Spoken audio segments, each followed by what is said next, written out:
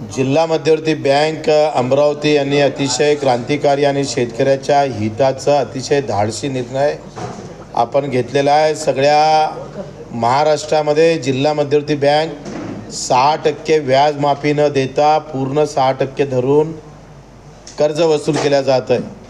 परंतु आम्ही शेतकऱ्याचा हिताचा निर्णय म्हणून 6% जे केंद्र आणि राज्य सरकार माफ करतं ते व्याज वसूल न करता मार्च महिन्यापर्यंत जे कर्ज पूर्ण भरेल त्यांनी नंतर त्यांच्या खात्यात शेतकऱ्याच्या जमा झाल्यावरही आमच्या खात्यात जमा करावं। शेतकऱ्यांनी या अटी शर्तीवर आपण शून्य दरात सध्या कर्जाची वसुली 31 मार्चपर्यंत करत आहे आणि ही महाराष्ट्रातली पहिली बँक आहे।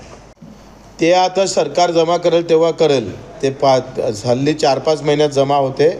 आम्ही त्याचा विचार न करता शेतकऱ्याच्या हिताचा निर्णय घेऊन आपण हे 6% शेतकऱ्याच्या बचत खात्यात जमा करण्याचा निर्णय सरकारनं घेण्याचं ठरलं होतं। आम्ही सरकारवर पण या बाबतीत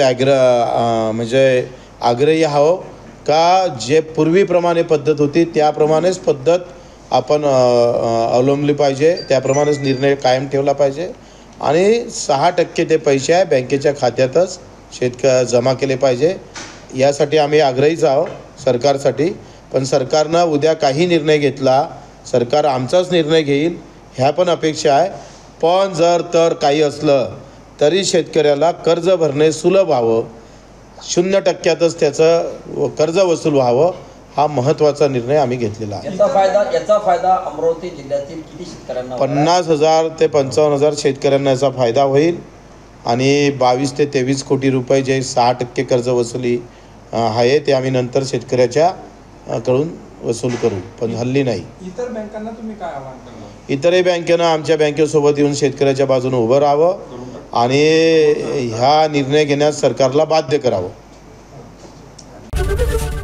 एबीपी माझा, उघडा डोळे बघा नीट।